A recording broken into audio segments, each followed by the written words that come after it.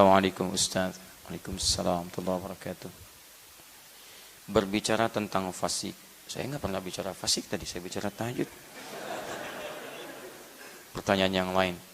Munafik, bagaimana jika kami yang baru mau berhijrah, namun nafsu kami masih sangat tinggi dikarenakan kami masih muda, karena itu kami masih sering sekali berbuat baik, terus maksiat. Bagaimana pendapat Ustaz? Saya sudah tahu. Ya sudah kalau sudah tahu, kenapa nanya? Aneh ini orang. Sudah tahu tapi nanya. Kurang sehat kayaknya. Baik. Saya sudah tahu katanya perbanyak puasa sunnah, namun saya masih saja terbayang maksiat karena nafsu. Apa yang harus saya lakukan? Baik, yang pertama adalah Quran surah ke-66 ayat yang ke-8. Itu ditafsir di Quran surah ke-4 An-Nisa ayat ke-17 sampai dengan ayat 18. Kemudian dilanjutkan ke Quran surah ketiga Ali Imran ayat 185. Yang di situ ditafsirkan di Quran surah ke-7 ayat 34. Ini yang paling efektif untuk menghambat diri kita berbuat maksiat. Baik. Yang pertama, setiap orang punya pilihan berubah. Punya pilihan. Jadi kalau Anda bisa memilih yang baik, kenapa Anda memilih yang buruk?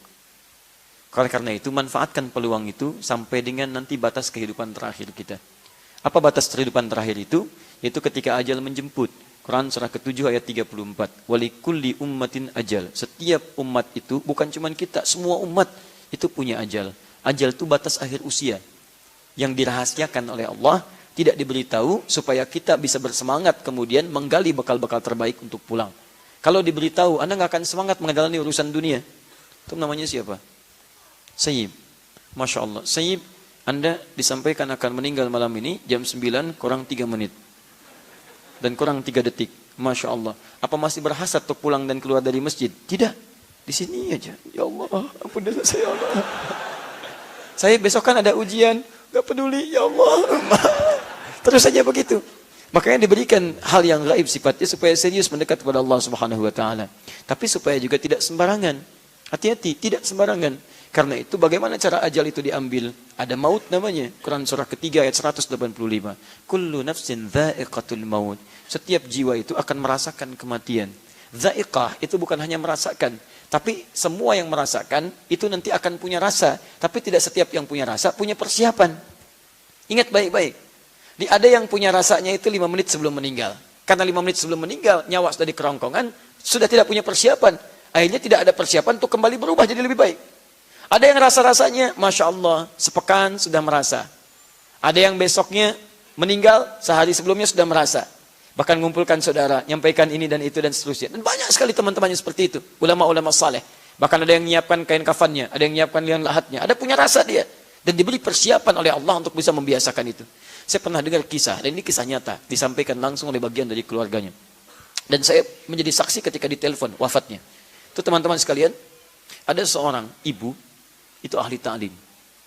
Dan saya wasiatkan berikan nasihat yang kuat kepada para akhwat ibu di belakang supaya memegang teguh juga nilai-nilai kebaikan ini. Itu cinta sekali dengan ta'lim. Ikut sana, ikut sini. Dan suaminya saleh, anaknya juga baik-baik. Sampai keadaan beliau terkena penyakit yang luar biasa, diabetes dan seterusnya, sampai kakinya sudah nggak bisa bergerak lagi. Keadaan sudah lumpuh. Tapi tahukah Anda apa yang terjadi?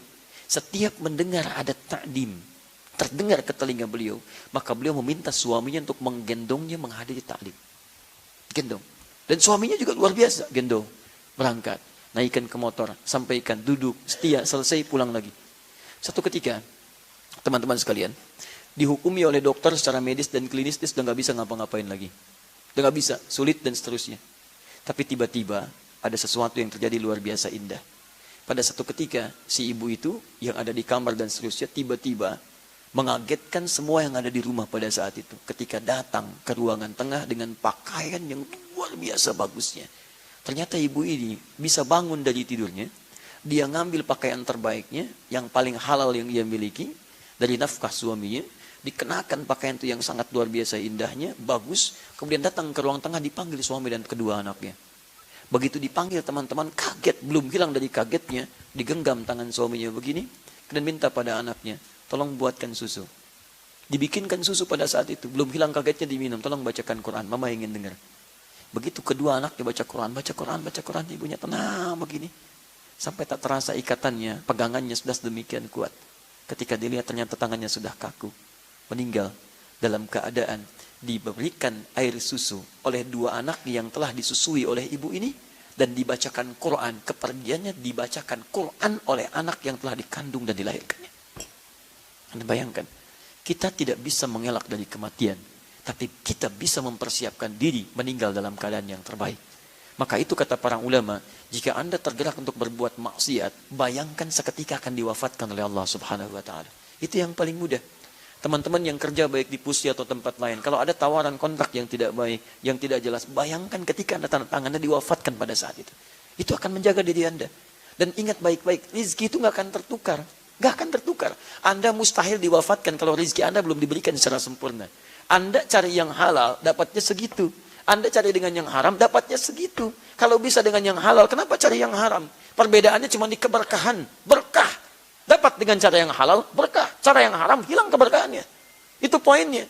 Di jangan bangga mengambil yang haram, dapat 100 miliar. Memang rezeki Anda itu 100 miliar. Anda cari dengan yang halal pun dapatnya segitu. Ngapain Anda cari yang halal dengan cara yang haram? Ngapain cari dengan cara yang haram? Gak ada kerjaan Anda. Maka dari itu ketika Anda menemukan peluang berbuat maksiat, bayangkan diwafatkan pada saat itu. Itu yang paling mudah. Dan ingat, malaikat ketika akan mencabut nyawa, dia punya tupoksi yang jelas. Tidak akan tertukar, tidak akan milih, dan tidak akan memberikan kabar dan sebagainya. Karena itu, baca tanda-tandanya, selalu dekatkan diri kita dengan Allah Subhanahu wa taala. Kemudian cara terbaiknya, setelah itu kita paham, segera bertaubat. Maka disampaikan di Quran surah ke-66 At-Tahrim ayat yang ke-8, "Tubu ilallahi taubatan nasuha." Dan dibuka dengan kalimat iman, "Ya ayyuhalladzina amanu." Hei orang-orang yang masih merasa punya iman. Jadi kalau Anda pernah berbuat maksiat, iman Anda akan membimbing Anda taubat. Hati-hati ya. Kalau Anda mengaku beriman, tapi masih gemar berbuat maksiat, dan iman tidak membisikkan kalimat taubat, itu pertanda iman Anda begitu lemah. Dan Anda harus berpikir luar biasa. Cepat, kuatkan lagi. Sebelum tiba masanya, suara keimanan Anda tidak akan berfungsi kembali. Karena semakin banyak maksiat dikerjakan. Tapi kalau pertanyaan Anda ini, artinya iman Anda masih normal. Kenapa kalimat tobat dibuka dengan kalimat iman? Artinya ketika ada seseorang salah, imannya kalau masih normal akan mengarahkan dia untuk tobat. Ayo kembali, ayo berubah, ayo berubah. Yang jadi masalah ketika berbuat maksiat, hati Anda tidak terdorong. Gak ada dorongan iman. Gak ada. Yang paling bahaya ketika iman ditutup, kufur maksiat yang muncul. Itu yang paling bahaya. Kalau Anda tidak pernah berbuat salah, kemudian terpikir maksiat, pulang dari sini, yang dipakai sendal orang misalnya. Dan direncanakan. Wah, bagus kayaknya ini, Masya Allah. Begitu pulang dia pakai, sebelumnya nggak pernah pakai sendal orang. Atau misalnya pulang, sendal hilang sendal. Begitu hilang sendal ditungguin, nggak ada yang pulang nih. Nah, baik pulang semuanya. Begitu pulang semuanya, ini ada sendal nih, sisa di sini. Lumayan saya pakai lah. Kalau Anda belum pernah pakai sendal orang, itu iman Anda akan mengatakan jangan. Walaupun ini ada yang tersisa, tapi itu bukan punya kamu. Jangan. Ada suara. Karena iman kita tidak akan membiarkan pemilik iman itu terjebak dalam perbuatan maksiat. Tapi sebaliknya, kalau terus maksiat, naktasa sudah tertutup semuanya, maka suara iman akan hilang. Pelan. Yang ada adalah suara keburukan, suara maksiat, dibisikkan setan. Setan lewat nafsu. Sebelum berangkat pun sudah niat. Sendal itu yang saya pakai itu. Begitu selesai pengajian dipakai. Begitu pakai, hatinya mengatakan, kamu salah.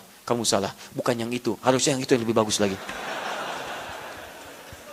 Lebih jahat, karena ini suara yang baiknya hilang. Makanya saya ucapkan selamat kepada Anda yang menuliskan kertas ini. Kenapa? Karena masih ada suara iman dalam diri Anda. Meminta Anda berubah. Makanya ketika Anda mau berubah harus total. Niatkan dengan total. Tubu ilallahi taubatan nasuha. Yang benar, yang serius. Bagaimana cara serius itu? Ditafsirkan nanti pertama di Quran surah ke-4 ayat ke-17 tadi. Ya sampai 18 ya. Ayat 17 baca. Innamat taubatu 'ala Allahi lilladzina ya'maluna su'an bijahalatin thumma yatubuna min qarib. Tobat yang diterima oleh Allah adalah bagi seseorang yang pernah berbuat salah. Salahnya disebut dengan jahalah. Jahalah itu terbagi dua. Yang pertama, memang nggak tahu itu dosa. Nggak tahu dosa. Nikmati misalkan acara gosip, macam-macam dan sebagainya. Kok nikmatin gosip? Itu dosa tahu? Nggak tahu. Nah karena nggak tahu, dia menyaksikan itu. Setelah tahu, dia pindah, saya tobat. Ya Allah, itu jahalah namanya. Ya, Mamah tidak kakak. Alhamdulillah mah tidak seperti tante itu tuh. Sama, mamah juga dosa. Kasih tahu, tidak baik menyebutkan orang lain. Kembali. Ada yang kedua, jahalah kedua itu memang sudah tahu dosa, cuman dikerjain juga. Ini yang banyak. Sudah tahu salah, dikerjain. Kayak es batu ditiupin. Ya, jadi bohong, dusta, dosa enggak? Udah tahu dosa, dikerjain juga. Silakan cek, gosip itu tahu dosa, sudah tahu dosa, dikerjain juga. Itu jahala namanya. Ketika Anda terjebak pada yang seperti itu, maka segera bertobat. Tsumma yatubuna min qarib. Dia cepat bertobat. Tobat yang pertama itu disegerakan. Segerakan. Di ketika berbuat maksiat, seketika tobat. Astagfirullah, astagfirullah. Nah, kalau kebiasaan seperti itu, lama-lama kalimat tobat akan dominan dalam diri kita dan menekan perbuatan maksiat itu. Lama-lama, kalau awal-awal mau dikerjakan, astagfirullah, astagfirullah. Lama-lama kalimat istighfar hadir dalam jiwa, kelama-kelamaan bukan dikerjakan. Tapi saat melihat, sudah istighfar, astagfirullah. Saat mendengar, sudah anti, astagfirullah. Kalau Anda nggak percaya, silahkan.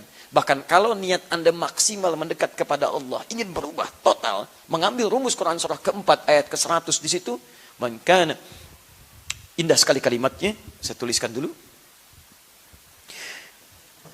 Wa may yakhruj min baitihi, pertengahan ayat, muhajiran ilallahi wa rasuli, thumma yudrikul maut, faqad waqa'a ajruhu 'ala Allah. Perhatikan kalimatnya. Atau saya baca dari awal. Wa may yuhajir fi sabilillah yajid fil ardi maragaman katsiran was'a. Siapa yang mau berubah karena Allah, total dia berubah. Dia niatkan karena Allah. Kata Allah, kalau masih ada waktu hidupnya, saya jamin. Pertama, saya berikan ketenangan dalam jiwanya. Anda nggak percaya, silakan. Anda nggak pernah ke masjid, kumpul-kumpul dengan orang. Tiba-tiba Anda ke masjid. Begitu Anda ke masjid, akan terjadi ketenangan dalam jiwa. Perbedaan. Akan ada kenamaian, nikmat. Dulu kumpul-kumpul nggak jelas, sekarang ikut taklim. Awal-awal nggak enak. Tapi lama-kelamaan ada sesuatu yang berbeda dalam jiwa kita. Setelah itu, maragaman katsiran. Allah ganti segala hal yang dianggap rugi. Ini artinya ketika Anda berhijrah, boleh jadi ada bagian dari dunia yang terasa ditinggalkan. Tadinya sekian, tiba-tiba dapatnya hilang. Tadinya riba ditinggalkan, tiba-tiba begini. Tapi nanti Allah akan berikan berkah yang lebih daripada sebelumnya. Tapi kalau Anda tiba-tiba hijrah total dan wafat pada saat itu, wa may yakhruj min baitihi muhajiran ilallahi wa rasuli, thumma yudrikul maut, kemudian wafat pada saat itu, baru niat wafat, faqad waqa'a ajruhu 'ala Allah. Taubatnya diterima, wafatnya dalam keadaan mendapatkan pahala dan dijamin surga pada saat itu. Dan itu ayat diantaranya mengisahkan tentang orang-orang yang dulunya pernah berbuat maksiat, bahkan pernah bunuh 100 orang diantaranya. Begitu dia bunuh, dia tobat, datang ke majelis ilmu, di pertengahan meninggal. Begitu wafat di pertengahan, sekalimat tobatnya di tiap jalan diterima oleh Allah. Langkahnya menghadirkan pahala. Begitu dia bertobat, diterima tobat, gugur dosa. Langkahnya hadir pahala. Wafat dengan pahala, masuk surga. Masuk surga. Anda bayangkan, bunuh 100 orang, masuk surga. Anda tuh nggak pernah bunuh orang, masa nggak bisa masuk surga? Siapa yang pernah bunuh orang? Angkat tangan. Mana polisi? Ada polisi di sini. Ada peluang, teman-teman. Kenapa Anda nggak ambil peluangnya? Banyak orang berbuat salah pada saat itu dan dia bisa berubah. Kenapa kita nggak bisa berubah? Karena itu tadi, ayo cepat bertobat. Tidak ada orang manusia yang hidup di muka bumi tanpa salah, kecuali yang dijaga oleh Allah Subhanahu wa taala dari para nabi dan rasul. Kalau kita pasti salah. Karena kita berbuat disebut dengan manusia. Insan dari kata nisyan. Nisyan bersanding dengan khata di Quran. Rabbana la tu'akhidna in nasina aw akhtana. Kalau salah, ayo kembali. Allah turunkan sifat afu, memaafkan. Allah turunkan sifat ghafir, mengampuni. Ghafar, banyak ampunan. Ghafur, lebih banyak lagi. Dan Rahmanur Rahim, dan saling memberikan rahmat dalam ampunannya. Karena itu semoga Allah menguatkan diri Anda. Kalau ingin bertobat, segera bertobat pada saat ini. Ya, kemudian dekati Allah dengan kebaikan, berjanjilah, dan bayangkan ketika Anda akan mengulang kembali hal yang sama, diwafatkan oleh Allah seketika. Semoga Allah memuliakan Anda, semoga Allah memuliakan orang tua Anda, dan semoga dengan taubatnya Anda memberikan kebaikan kepada kedua orang tua Anda, ibu yang telah melahirkan Anda, ibu yang mengandung Anda, ayah yang kemudian memikul beban kehidupan Anda. Masa iya kemudian ketika Anda dilahirkan Anda mengecewakan keduanya dan membuat malu keduanya di hadapan Allah Subhanahu wa taala?